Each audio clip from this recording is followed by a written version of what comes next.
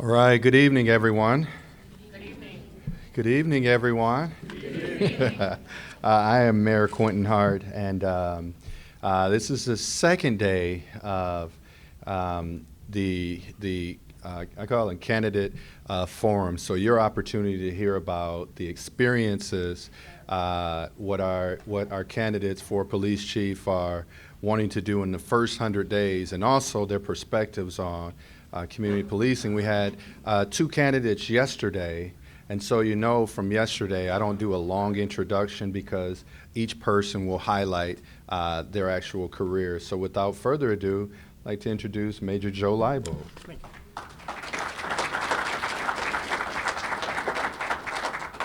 Hello, I want to thank everybody for coming. This is a very special time for me. I never thought I'd stand here, so it's unique. Like the mayor said, my name here. Yep, I'm sorry. You can. All right, I'll be louder.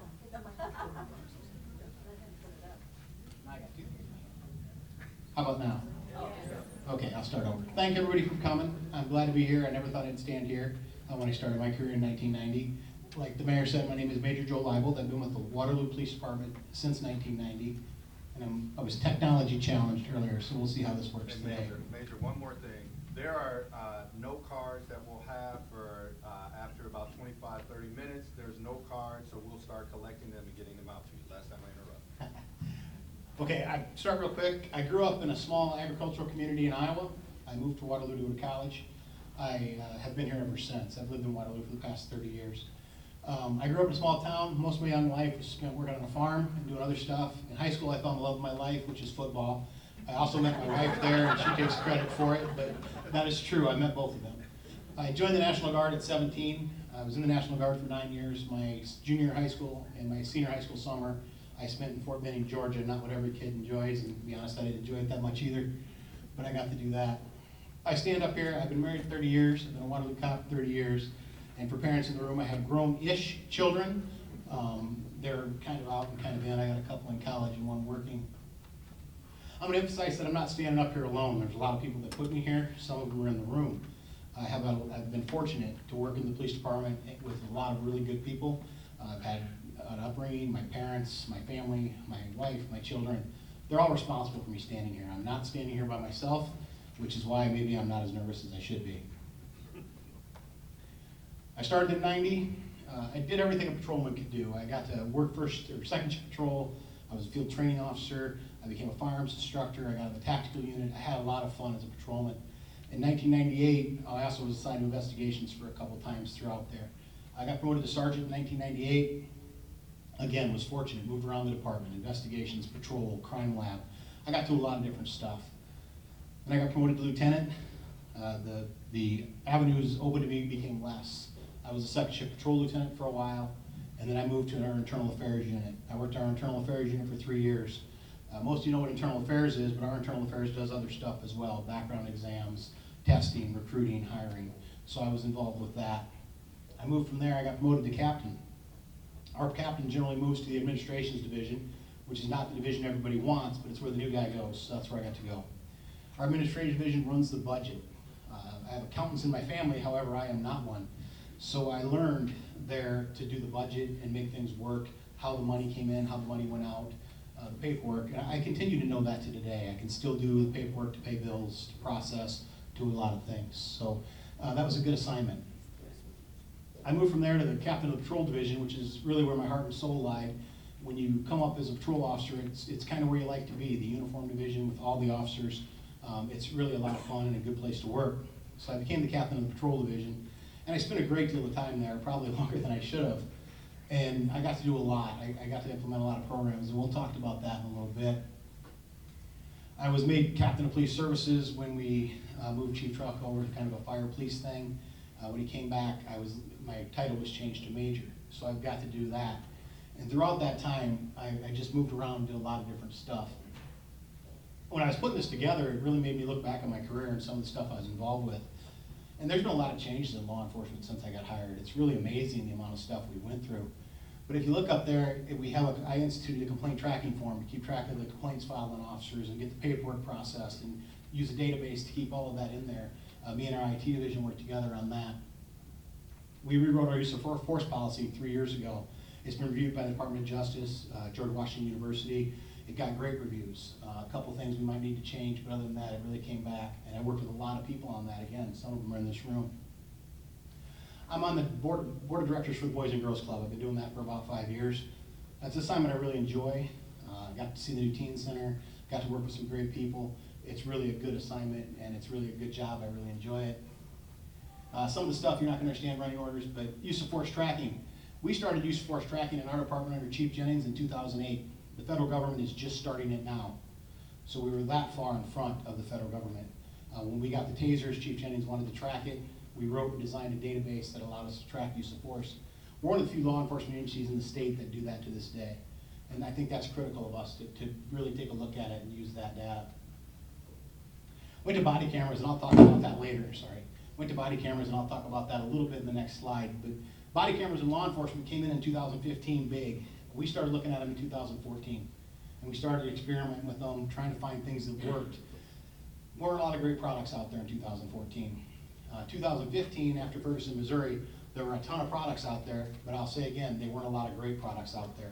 The camera the officers wear on the chest, we're on our 3rd generation, and we'll probably see 5 or 6 more. We knew that was going to change. What we were concerned with was the back end, where the data is stored, how the videos are stored, how they're secured, how we get them out, how we keep them. We wanted to keep that functional. So we researched body cameras, we wrote a body camera policy. Getting the equipment and the hardware was easy. Getting a policy that the officers could follow and that worked for us was the hard part. We spent a great deal of time, again, a collaborative effort to develop a body camera policy. We had a DOJ, Department of Justice review at one point, and they talked about educating people on traffic stops. And I've been to a lot of things where we come and we're going to do something, and there's maybe 3 people in the room. So it dawned on me that I wanted to go where they were. So I reached out to the football coaches in town, Coach Moore and Coach Leonard, and arranged to speak to the football teams about how traffic stops worked. It came out of a conversation I had with a parent of my son's friends whose young men were learning to drive, and they wanted to know what to do when they got pulled over. I'm like, that's a good, a good thing. People don't know that. Everybody's nervous. So I talked them to, and then they said, oh, you should really bring this to West High. So I went to West High, and I did it there. And I still do it for the UNI football team. We were just over there last year talking to the UNI football team at spring about what it's like to interact with the police and what you do and how you get pulled over, how to behave, how to prevent any conflict, or just how to negotiate and how that stop will work. Everybody's nervous when they get pulled over by the police. I am one. If they pull me over, I'm still nervous.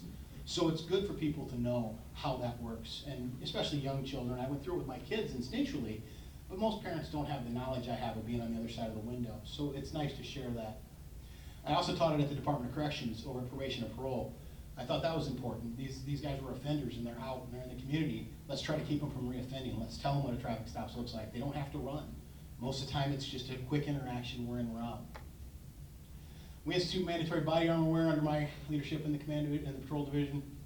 We tried alternative shifts, District 53 and William 10. I'll talk about all 3 of those real quick. William 10 covers Church Row. A few years ago, we were having a lot of problems in Church Row. We couldn't figure out how to address them. The Waterloo is divided originally into 9 patrol wards, 4 east side, 4 west side, and 1 downtown. They're fairly big wards. For example, like William 1 runs from like 4th Street to the city limits to the river. And you have 1 car in that ward. You're not going to see that car a lot in that big of space. So when we looked at it, and we looked at our patrol districts, which are smaller pieces inside the ward, we found that 2 districts in Church Row were accounting for an exceptionally high number of calls compared to everybody else. And we thought, well, let's address it differently. So we boxed that off, just those 2 little pieces, and we started assigning a car in there when we had them. We didn't always have them, but when we did, we put an officer in there. And when you put an officer in that small area, it's every time you turn around, the squad car is driving by, because he's basically fenced in by this boundary. And it really did a difference. And we still continue to staff William 10 today as staffing allows.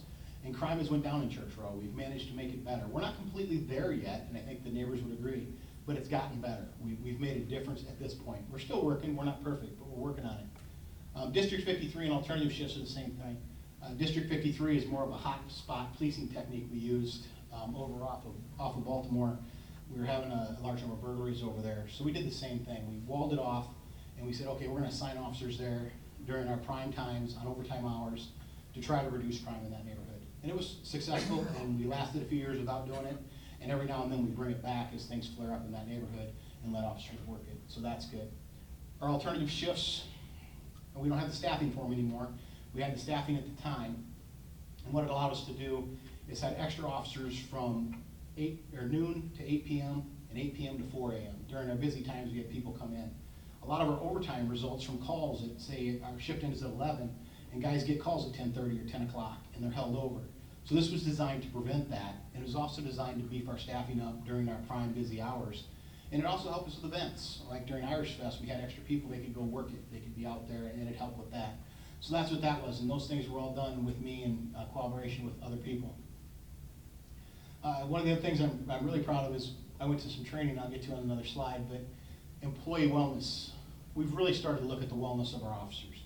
This job is stressful. What we do is stressful, what the officers see is stressful, and it affects us our health-wise. So we really started to pay attention to that.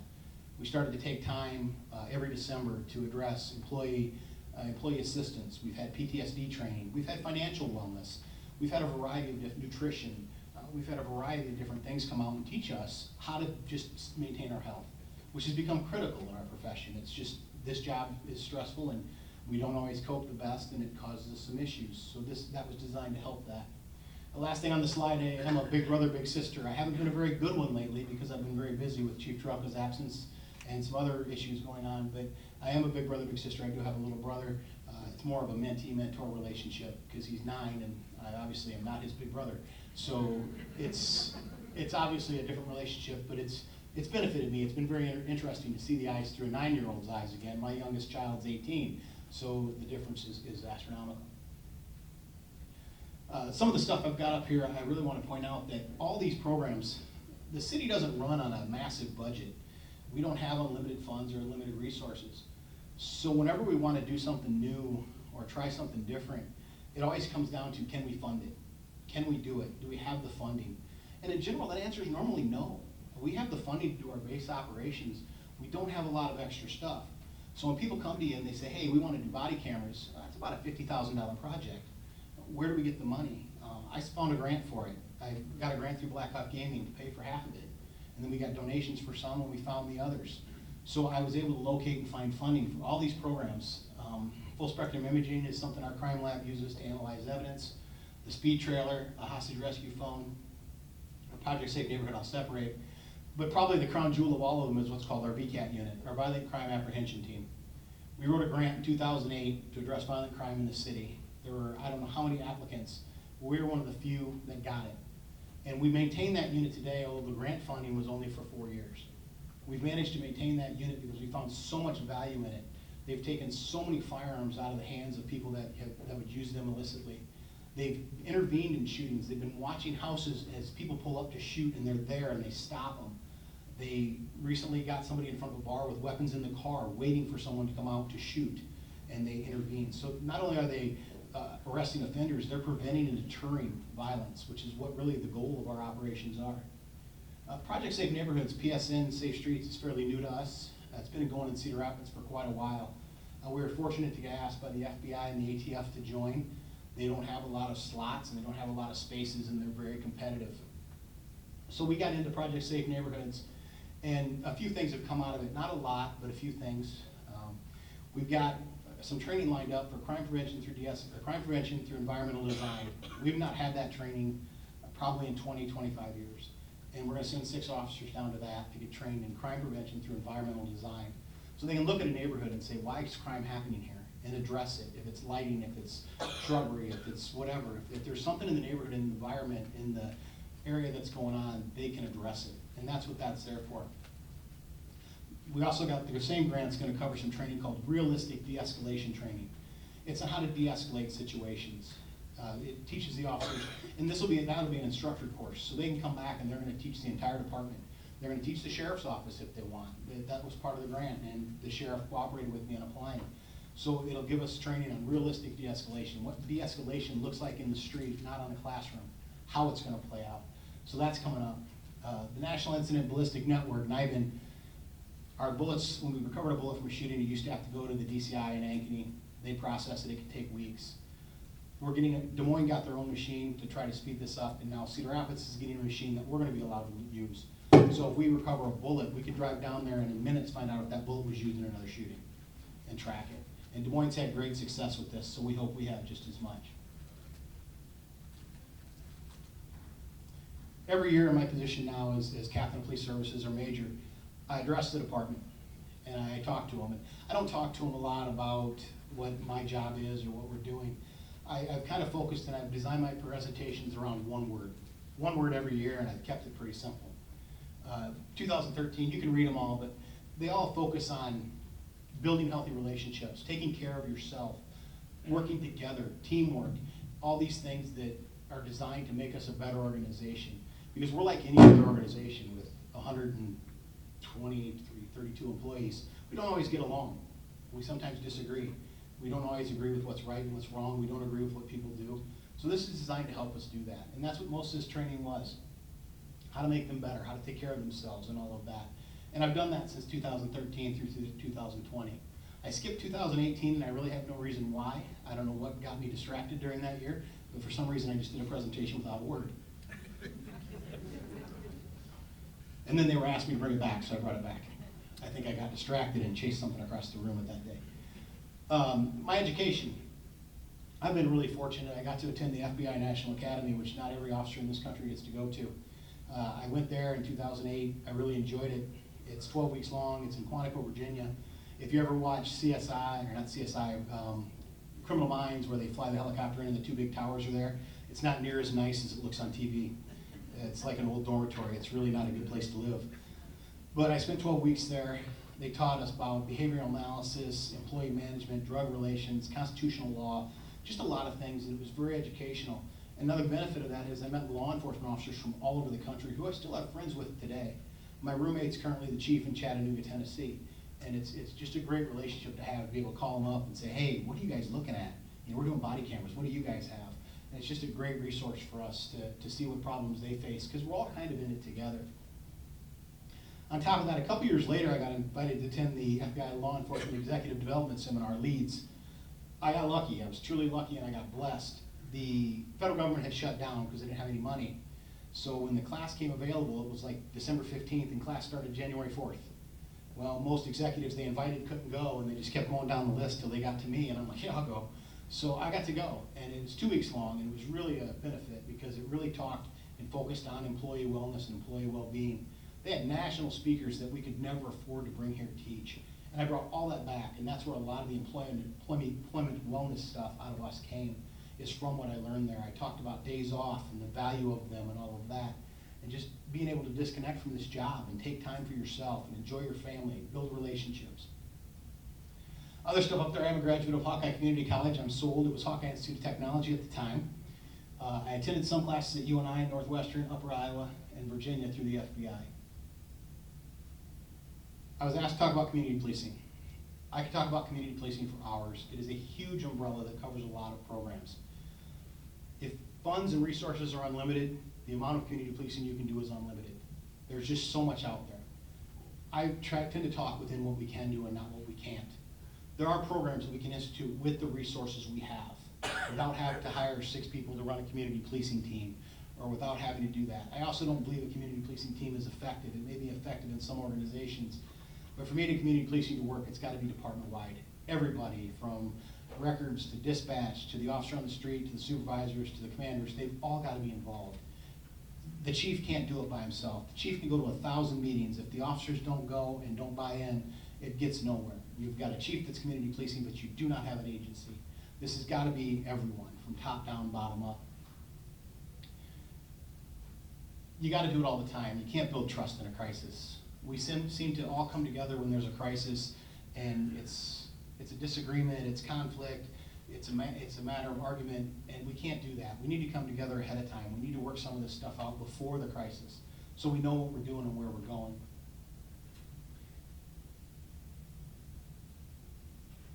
Everybody talks about the police part of community policing, and that's obviously where I'm at. That's where I work, that's what I do. But community policing is huge. It involves the Waterloo schools. We have a great relationship with the Waterloo School District. We work with them fantastically, from any case they have to anything. You know, we're just such a good partner. They're such a good partner in our community policing projects. They invite us in. Like I said, I've talked at West, I've talked to East. They're very gracious. They're a great avenue for us. Leisure services, the library, service organizations, church organizations, the whole community needs to buy into this. It can't just be the police department and another group or a social action group, or it's gotta be everybody. Everybody's gotta be on board. Everybody's gotta, although we're not always gonna be going the same direction, we generally gotta be doing what we think is right and what's good for the community. And if everybody's kinda doing that and understands that's where everybody's coming from, we'll all get along better. I mean, we may not always agree, but we don't need to be angry. I think sustainable community policing within our organization, we've not been able to sustain a team of community policing officers, a unit to do this or a unit to do that, officers to go to the neighborhood meetings. We've just not been able to sustain it. The money's just not there. We just don't have the resources. So within our framework, to sustain community policing within our framework, the first thing we have to do is sustain it inside of our own walls. We need to make sure that the employees understand that the way they're treated is the way we expect them to treat others. And if we don't treat the employees with fairness and treat them right, they go out of the building and that's what they give. I mean, we've got to treat employees right. We've got to take care of our inside first. And we talk about my first 100 days, that's really my goal. I like the procedural justice model. I like giving people a voice. I like fair. I like impartiality and transparency. I like that model. I think it's a good model internally. And we do sometimes and we don't others. Our job is sometimes critical and we don't have time to get input and do all that. But when we do, we need to take the time. We need to stop and pause and listen. Every policy I've developed, I've sent email after email of the policy out. I've read it to briefing. I've went to training. I've had the input. I've wrote it down. I've shared it with people in this room to look at and say, hey, can you change this? What about that? And it seems to work. I like getting other opinions. There's a lot of experts. It's good to hear from them. Everybody needs to have a voice in the organization. We've gotten a lot better than this when I got hired. When I got hired in the early 90s, and some of you were here, if you didn't have 5 years on, you didn't speak at an association meeting. It was just not the way it went in the early 90s. Now we've grown out of that. Our officers are a lot more vocal. We get a lot more feedback, and we as managers need to adjust to that. We can't just put our hand up and say, well, it's done, go sit down, you've been here 5 years, walk away. But we do need to be more cognizant of the ideas that come up. Some officers have great ideas, and it's frustrating for us when they bring these ideas forward or their goals forward, and we're like, yeah, we can't afford that. We can't do that. So I'm really big on trying to find ways to do things within our existing resources. Because our resources may expand, they may not. That's up to some people in this room and taxes and a whole lot of things. But unlimited resources is easy to sell programs to. We just don't have them. There's limits on our resources. We need to be fair. Our discipline process within the police department needs to be addressed. It needs to be addressed and to create consistency. It's gotten away from that, and I have ideas to that. I've looked at other programs in other departments and what they do, and there's a couple really good Midwest departments that have a really good disciplinary program. And I spoke to the association earlier, our representatives, and explained that to them. I said, hey, there's programs out there I'd like to look at. I'd like to look at them with you. It's not me going and looking and coming back and saying, hey, here's what we're doing.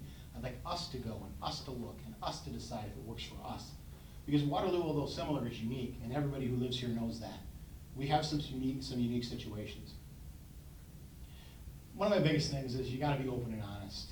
We tend to hide behind sometimes political correctness, sometimes not wanting to offend people. If there's a problem going on, we need to address it. We need to get it out in the open. We don't need to be rude or impolite, but we do need to be open and honest. We need to come forward and say, hey, is there something going on?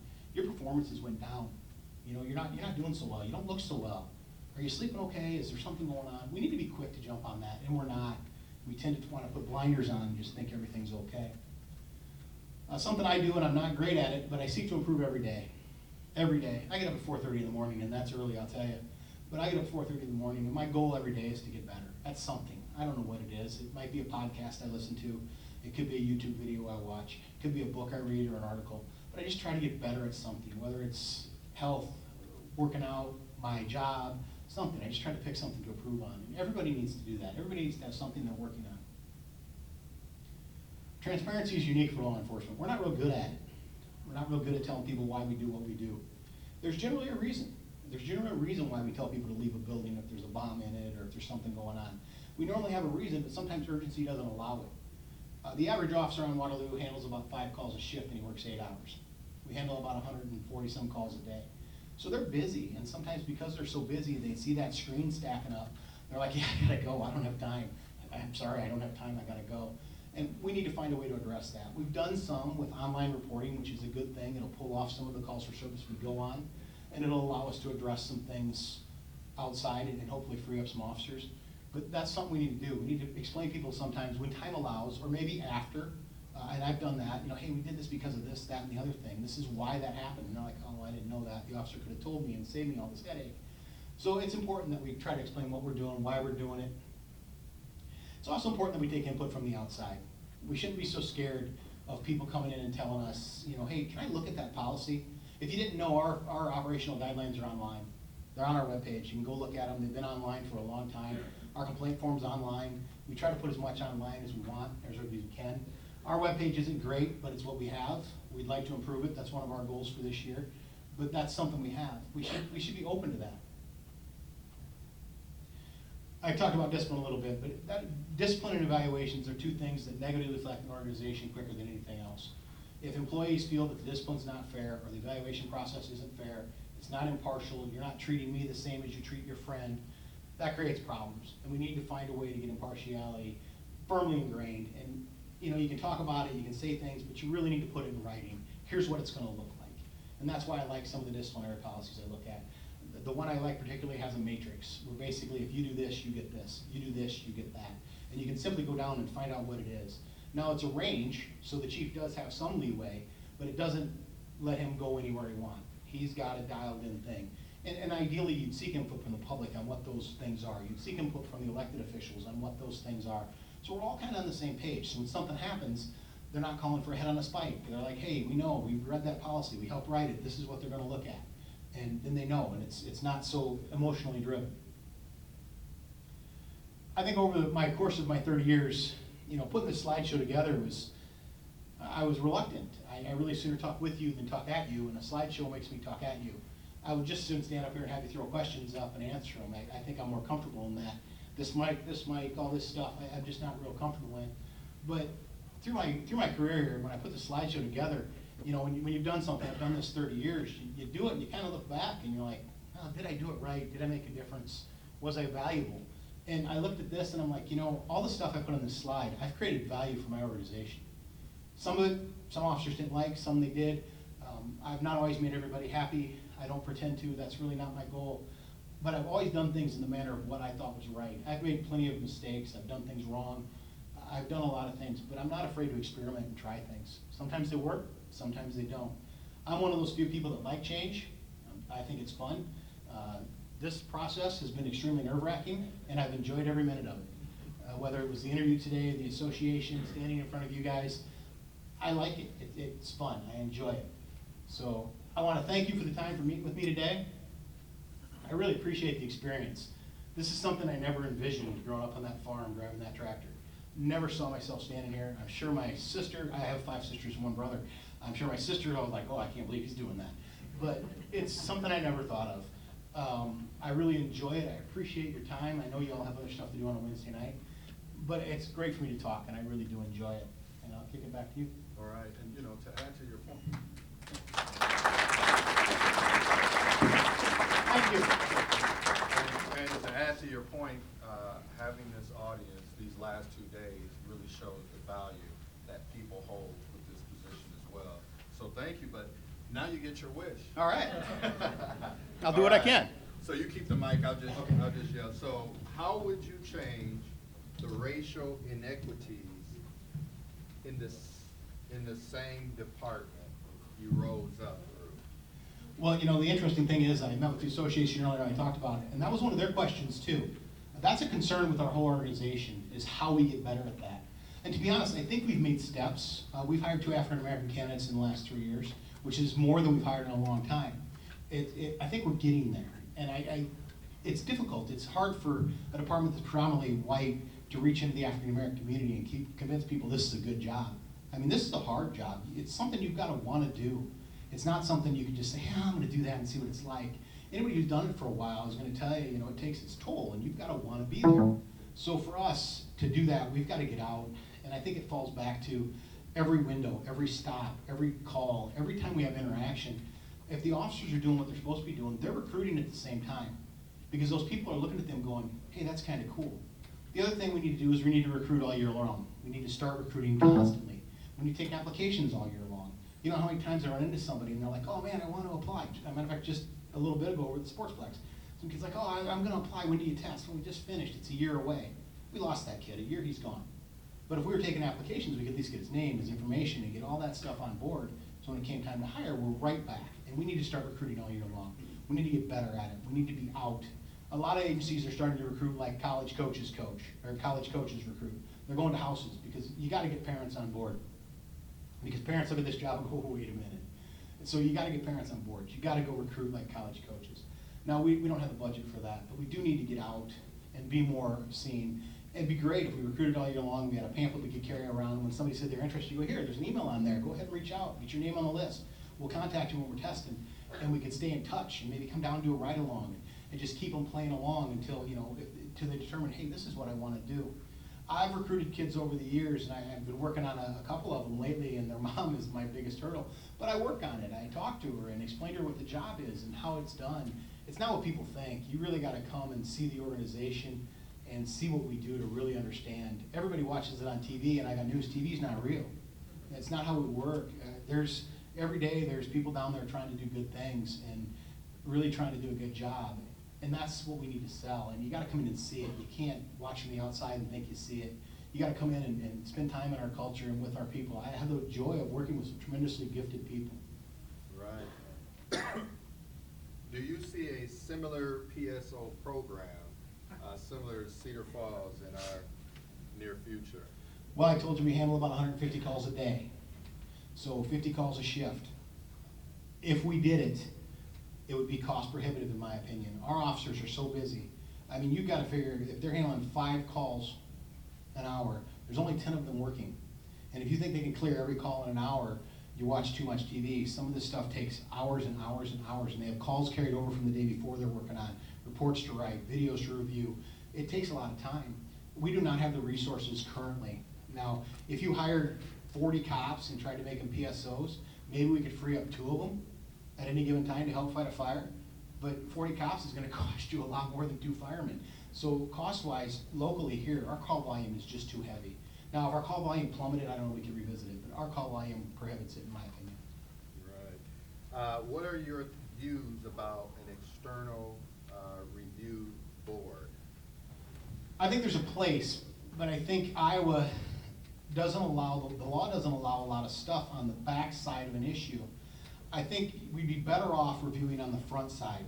We'd be better off involving a review board in our policies, in our discipline matrix, and how that works. So they have a say in what the rules are and how they work. Because on the back side, Iowa law is pretty restrictive and it's very tough to provide information and it's just not great. But on the front side, when we're writing a policy, when we're working on a disciplinary matrix, sitting down with the community and saying, hey, here's what it looks like. What do you think? What do you think should be the punishment for this offense? What do you think? And you take the emotion out of it then. It's done beforehand. It's done in a room where we're all sitting around, we all get along, everybody's good, and we lay out some groundwork. So when things do happen, we all know what the rules are. There's no surprises, and that's what people don't like. They don't like the unknown, they don't like surprises, they don't like things that come out of the blue and go, whoa, I didn't know that. Right. If you are the next police chief, are there any departmental changes you would consider in order to better community relations? Well, again, it's pretty tough with our call volume. My goal as a police chief would to get everybody to participate in community policing from top down. As a police chief, if I go to every neighborhood meeting and do not have officers go, I'm doing a disservice to the officer, to the neighborhood, and to myself. If our neighborhood groups, to be honest with you, our neighborhood, we used to go to National Night Out, we talked about this earlier, we used to go to National Night Out and there'd be 12 groups. I think last year there were maybe a half dozen. We need to get them back up. And to get that, once they get back going, and there's a great group in the city that does that, once they get back going, it'd be great to have officers attend those meetings. We did for a long time had officers go, and then it kind of fell by the wayside due to cost. But I think there's a way, not all the time to make it happen, but to make it happen on a regular enough basis that the officers are out community policing and doing their thing. I don't think there's the resources right now, especially given our current staffing. I told you we're at 123, but that's an odd number. That's what we're staffed at, but we're down about 6 officers right now, so we're really playing about 117. And by the time you take all that out, we barely have enough to get by. We're paying overtime for guys to work shift. I mean, it's a lot to ask right now. If we're at full strength and we're healthy, that's something you can revisit, but I don't see that happening anytime in the first 6-8 months. Right. Sometimes the desires of the public differ from the desires of officers. My question is, when push comes to shove, to whom is your primary allegiance? To the citizens of Waterloo, the rank file officers, your work with the mayor, or someone else? Well, my primary allegiance is to the law. I've got to follow the law. I can't break the law. So that's the first thing. The chief does work for the mayor, so that's probably second. With. I have a great relationship with our council. I like our council. I have a great relationship with our council. They're open, they're honest, they call me, they talk to me. I really appreciate that relationship. And to me, they're my conduit to the citizens as far as those kind of things. They kind of steer the ship. The mayor and the council and the department heads are there, but they set the direction. So my allegiance is number one to the law and to trying to do the right thing. That's why I like setting up a framework ahead of time, because once you get into emotions and emotions become involved because it's an emotional issue, we're not thinking reasonably. You can't be emotional and reasonable at the same time. So it's great to have that laid out ahead of time. And so my guideline would be to the law and to our policies that we've created together. If there is a concern, overwhelming concern from the community, such as the image of the police department and the use of the Griffin, would you change it? They're gonna have to come up with more than an overwhelming concern. We've worn this patch for, I think, 50 years. A lot of really qualified African-American officers have worn this patch and not said anything to us. If the African-American officers we have came to me and said, hey, I really got an issue with this, and could articulate why, we'd probably look at it. But so far, I've worked with some great cops, great African-American officers over the years, and none of them have said anything to me. It's a griffin, it's a mythological symbol, it's a sign of guardianship. To me, it fits the community policing model. People who try to make it something else are really just reading into things.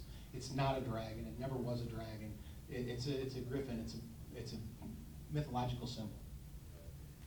We had three last questions, then we'll let you finish in closing remarks, unless you want more. Oh, you're good. How will you improve unsolved murders? So I guess how would we solve them, like just yesterday? I'll be honest, one of my goals last year was a cold case team. I would have loved to get a cold case team. We had people get hurt, we had injuries, we had sickness, we had unexpected retirements. I lost our cold case team. I worked homicides as an investigative supervisor. I still keep in touch with a brother of a homicide victim. I talk to him at least once every month or two. I always talk to him in December because the anniversary is in January. And we always talk, and he goes through, and I know what him and his mom go through every year. And we talk about it, and I feel horrible that we cannot dedicate people to go back and look at some of these cold cases. That was always my goal. Actually, we got office equipment to set up an office for this, and we just ran out of staffing. We just ran out of the resource. It's something we need to do. We need to address it. We need to get healthy. We need to get officers involved. We do have officers that look at cold cases. We do have officers that work cold cases. They don't sit on a shelf. Every old homicide is assigned to an investigator. And when something comes in, when I talk to the brother and he says, hey, where are you at on the jacket? I go to the investigator. I'm like, hey, he's talking about this jacket. Where you at? And he'll go forward and find the information for me. So it's not like we let him, sit and collect dust, but we could do a better job with it if we could dedicate people to it and have somebody focus exclusively on some cold cases. And that is a goal. That was my goal for last year, and I didn't hit it. And it's still a goal of mine. I'd love to have a dedicated space and a dedicated person to work on that kind of stuff. You mentioned fairness and impartiality. How do you address that with the community you patrol, and it has African-American community, not just your officers? Well, I think to do that, we've got to do it internally first. We've got to get it internal first.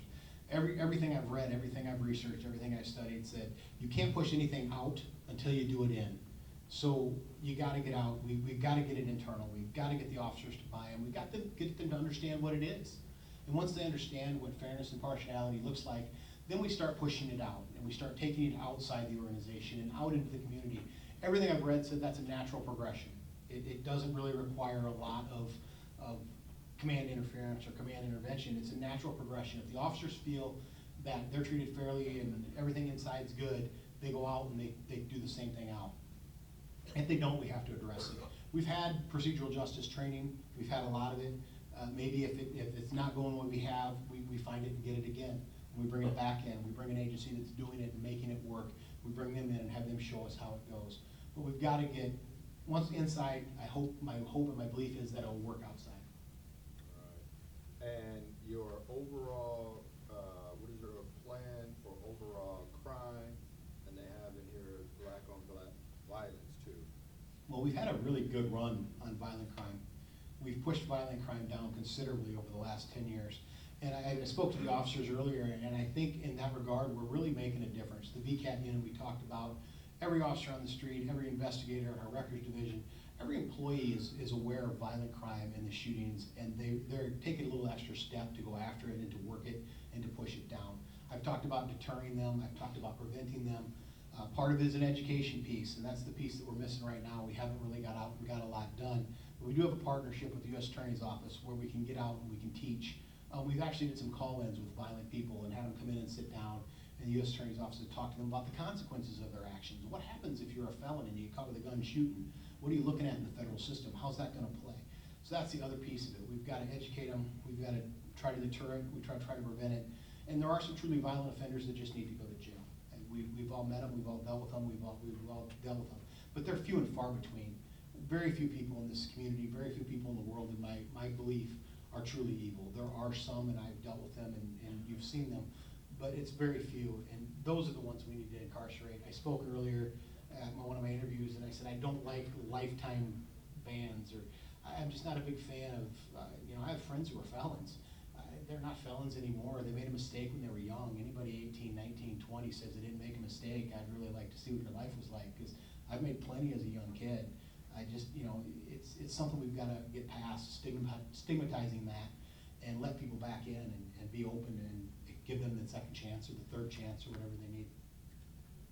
This is your opportunity to conclude with some parting comments. Well, really, my biggest comment is, I told you before, I'm not standing up here alone. I've had a lot of support, and a lot of it's in this room. Some of them are retired. I have so many mentors that have allowed me to get where I've gotten. I've had so much support from my organization. A lot of people in the community have reached out to me over the past and just said, hey, I hope you put in. I wish you luck. And I really appreciate that. I'm just very honored. I love my job. I love what I do. I think my wife and family will say there's times I've been working when I'm at home, and I preach against that to the officers all day long. And I do it just as bad as anybody else. But I really do love what I do, and being able to do this and talk to you and sit here has been truly an honor for me. I can't say how much I've enjoyed it, so that's really all I have.